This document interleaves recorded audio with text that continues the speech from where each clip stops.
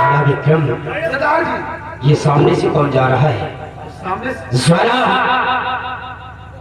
लगता है कि ये कोई डाकू है और किसी लड़की के लेकर भाग रहा है और हम इसे इस लड़की को ले नहीं जाने देंगे और सामने वाले रास्ते से घेर कर हम उसकी चंगुल से उस लड़की को छुड़ाते हैं।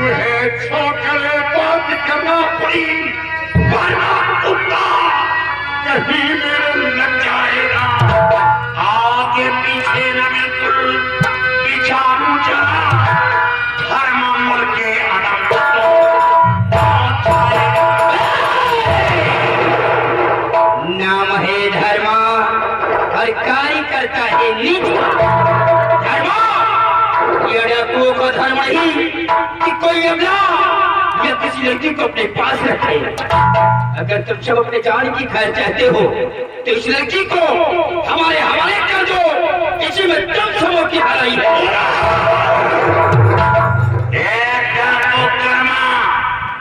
अगर लड़की का नाम दोबारा जुबान पर लाया तो याद अंजाम दर्दनाक होगा। ये कर्मा अंजाम की परवाह नहीं करता है, हमेशा अपने सर पे कफन बांध कर चलता है। धर्मा, अगर लड़की को ले जाना चाहता है तो हमारे और तेरे बीच में एक शर्त है। क्या शर्त है? धर्मा, शर्त ये है कि तुम्हें हमारे साथ में जंग करना होगा। अगर आपने मुझे जंग में परास्त कर दिया तो शौक से इस लड़की को लेकर चले जाना। ये कर्मा तुम्हारी राह नहीं रोकेगा।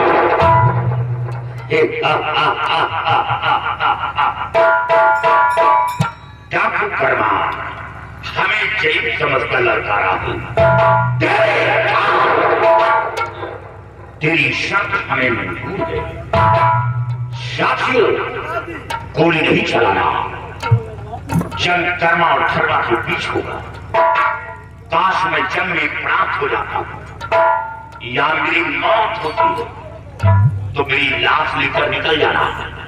इस लड़की को डाकू कर्मा के हवाले कर देना, लेकिन ढूंढ कर डाकू कर्मा के ऊपर कोई वार नहीं करेगा। आओ बच्चे, आओ धर्मा। बच्चे, तेरी बातों से तो ऐसा लगता है कि कोई शेर बाप का औलाद है जो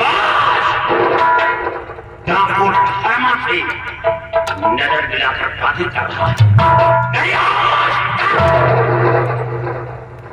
कोई माँ ऐसी औलाद को अपनी कोख से जन्म नहीं दिया जो डाकू धर्मा से नजर मिलाकर बातें करी। और धर्मा, मुझे भी लगता है कि हो कोई शेर दिल, इसीलिए कर्मा से टकराने की कोशिश किया। अन्यथा जो कर्मा से टकराया है वो ये दुनिया छोड़कर चला गया है।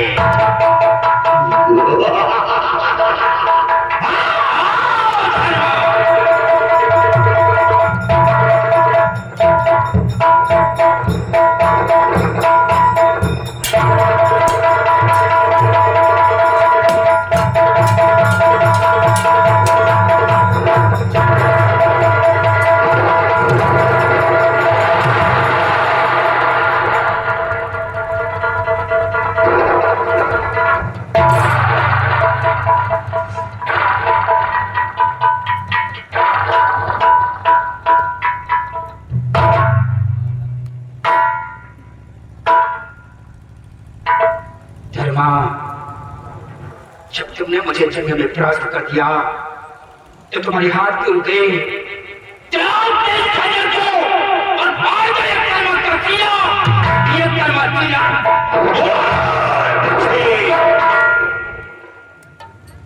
मौत तो निश्चित मिलेगी, लेकिन मरने से पहले मेरे सवालों का जवाब दे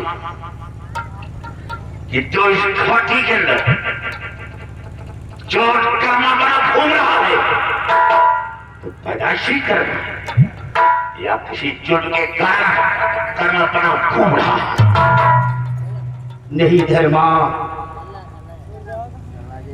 कोई इंसान अपनी माँ के पेट से डाकू बनकर जन्म नहीं लेता है, बल्कि जब इंसान के ऊपर जुल्म होता है और दुनिया के हर रास्ते बंद हो जाते हैं तो सिर्फ एक रास्ता बचता है और वो है बिहार का। ये पैदाइशी कर्मा नहीं बल्कि किसी के जुर्म के कारण कर्मा बना दे। और बता, ये जो तेरे गले में माला पड़ा, किसी के घर डाका डाला या हत्या करके तेरे गले में कैसे आया? नहीं धर्मा, आज तक ये कर्मा किसी गरीब के यहाँ डाके नहीं डाले गए और ना ही अपने हाथों से किसी बेगुनाह की हत्या की गई। आप इस माले की बात करते हैं, ये माला एक दिन मेरे पिताजी ने अपने हाथों से मेरे गले में डाला था, लेकिन मैंने किसी की हत्या नहीं की है। तेरे पिता का क्या नाम था जो मेरे हाथ से तेरे गले में खिलाया था? मेरे पिताजी का नाम सेनापति बलबीर सिंह था। लेकिन धर्मा, इन सब बातों से तुम्हारा वास्ता क्या है? बेटा, बेटा,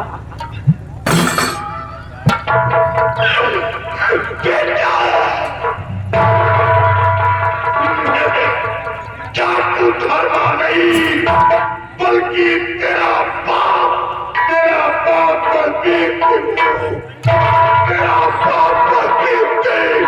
बेटा, मेरी गोद में आ मेरे लाल, मेरी गोद में आ। बेटा, मैं तो सोचा था कि तू जल्लाद के हाथों से मारा गया, लेकिन पता कितने खूनी जल्लाद के हाथों के दर्द से बच गया।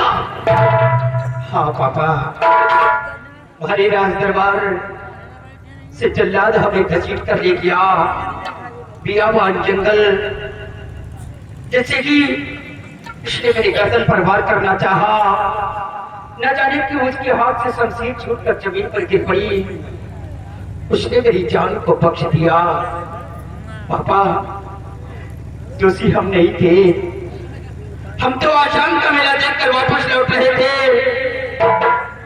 कि अचानक चमन की तरफ शोरगुल सुना और वहां पर दौड़ कर गया तो देखता क्या हो कि महामंत्री रणजीत सिंह राजकुमारी की इज्जत से खेलना चाहता था। मैं तो राजकुमारी जी की हिफाजत करके सिर्फ माँ के कहने से राजमहल के बड़े गेट तक छोड़ने के लिए जा रहा था। लेकिन बेटा, जब ये बात थी तो ये बात महाराज के सामने क्यों नहीं कहा? अगर ये बात कहता तो ये कहानी यहाँ तक नहीं, उसी जगह मैं रणजीत सिंह को गिरफ्तार करवा लेता। हाँ पापा, लेकिन जैसे ही मैंने आपसे सच्चाई बतलाना चाहा, उसी वक्त सम्राट उपस्थित हो गए। उनकी डर से, उनकी दहशत से हम आपसे सच्चाई न बतला सके। अपनी जुबान बंद करके अपने गले में फांसी का फंदा चलवा लिया। लेकिन पापा, बाहरी राज दरबार, आपने तो अपना फर्ज पूरा किया था, फिर आप अपने जिस्म की खाकी वर्दी उतार कर अपने जिस्म पर काली वर्दी धारण किया गया। सेना तो नहीं रहा, अब तो जेल का भागा हुआ मुस्लिम खून का इल्जाम मेरी सर पर लगा। बेटा, ये लड़की जो देख रहे हो, ये लड़की कोई और नहीं, ये महाराज की बेटी राजकुमारी की इच्छा है, जिसके खून के इल्जाम में हमें जेल में जा गया था। और ये बाबा कल्याणी मल के पट में थी। वो बाबा कल्याणी मल शैतान बन चुका है। वो बहन बेटियों की इज्जत का लुटेरा है। वो बाबा नहीं रहा, वो मां काली के नाम को बदनाम कर रहा है। बेटा, जब तुझे मौत की सजा मिली, जल्लाद के हाथ सौंपा गया, तो बेटा जल्लाद के हाथ सौंपा गया तो बंगले पर पहुंचा, तेरी मां से बता रहा था। तेरी मां चीख चीख कर रो रही थी, तड़प रही थी, हम दोनों प्राणी रो रहे थे। तो देखता क्या हूं कि महाराज वह मंत्री रंजीत सिंह, वह दरबार के सिपाही बंगले को चारों तरफ से घेर लिया। हमें गिरफ्तार करवा लिया गया और महाराज ने कहा, मैंने तेरे बेटे को मौत की सजा दिया, अपने बेटे का गम बर्दाश्त नहीं कर सका, मेरी बेटी को हवेली से उठाकर ले गया और मारकर लाभ दरिया में फेंक दिया। और रंजीत सिंह जब बचाने की कोशिश की तो रंजीत सिंह के पैर पर गोली चला दिया। बेटा, किसी पर गोली नहीं चलाया, राजकुमारी का मर्डर नहीं किया, झूठा इल्जाम लगाकर हमें जेल भिजवा दिया। धन्यवाद जेलर का, उसे रहम आ गया, हमें जेल से आजाद कर दिया। जेल से बाहर होने के बाद हमें कोई मार के नजर नहीं आया, भाग कर पीकर पहुंचा, इन्हीं डाकुओं का सहारा लिया, अपना नाम बलबीर सिंह से बदलकर डाकू धर्मा के नाम से विख्यात करना पड़ा। बेटा, अब मैं एक बागी इंसान बन चुका हूं। लेकिन पापा, ये बतलाए कि मेरी माँ कैसी है? बेटा, माँ की तलाश कर रहा है। बेटा, जब हमें जेल हो गई तो तेरी माँ बंगले में अकेली थी। ये रंजीत सिंह बंगले पर पहुंचा, तेरी माँ की इज्जत लूट लिया और लूटने के बाद तेरी माँ का खून कर दिया। अब तेरी माँ दुनिया में जिंदा नहीं रही, वो भगवान को प्यारी हो गई।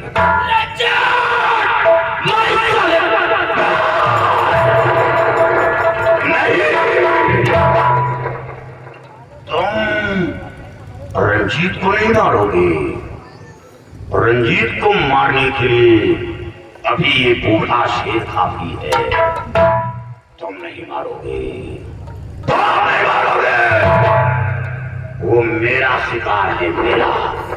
उसे मेरी दुनिया उजाड़ी है, मेरी पत्नी को दुनिया से मिटाया है, मैं उसे मारूंगा। तो बोलिए पापा, हमारे लिए क्या हुक्म है? बेटा, तेरे लिए यही एक काम है। ये लड़की के सर पर जादू का असर है और ये बदतमीजी कल्याणी मल ने किया है और मेरी नजरों के सामने से वो एक कमला को लेकर भागा है। इसकी जान व इज्जत तो बचा लिया, लेकिन एक कमला की जान खतरे में है।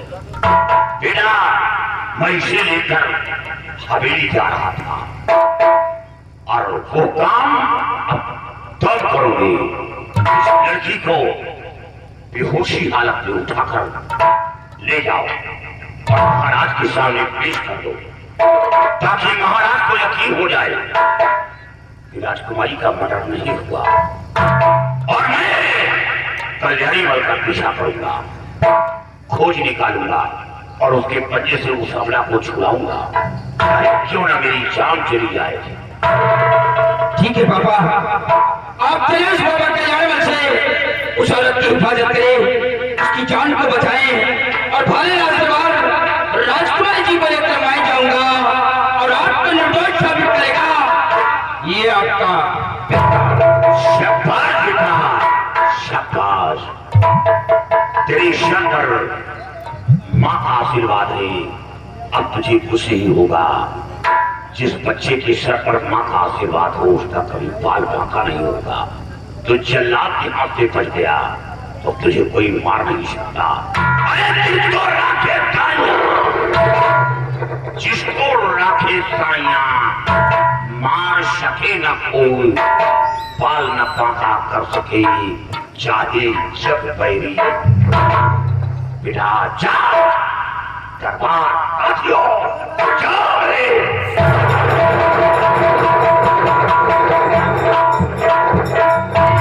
ज्वाला विक्रम, सरदार जी, इसका मतलब कि जिस तरह मुझे फंसाया गया इसी तरह हमारे पिताजी को भी फितरत की जाल में फंसाया गया है। और आज तक जो बाबा दुनिया की रक्षा करता था, आज वही औरत की इज्जत को लुटेरा बन गया है। पिताजी की बातों से साफ जाहिर हो रहा है कि कहीं ऐसा तो नहीं कि ये बाबा कल्याणमल और महामंत्री रंजीत सिंह ये दोनों एक हो गए हो। ऐसा भी हो सकता है। अगर ये दोनों एक हो गए होंगे तो बाबा कल्याणमल जाएगा तो महामंत्री रंजीत सिंह के पास जाएगा और महामंत्री रंजीत सिंह इस वक्त बड़ी रात दरबार में मौजूद होगा। वहां पर बहुत सारे कर्मचारी और बहुत से सिपाही होंगे। हमारे पिताजी के साथ फिर से धोखा हो सकता है। इसलिए ज्वाला विक्रम, पिताजी के पहुंचने से पहले राजकुमारी जी को लेकर बड़ी रात दरबार हम लोग पहुंचेंगे। इतना ही याद रखना कि अगर वहां पर कोई जरा सी चालाकी करने की कोशिश करता है तब बेकार मेरे हुक्म का इंतजार रहेगा।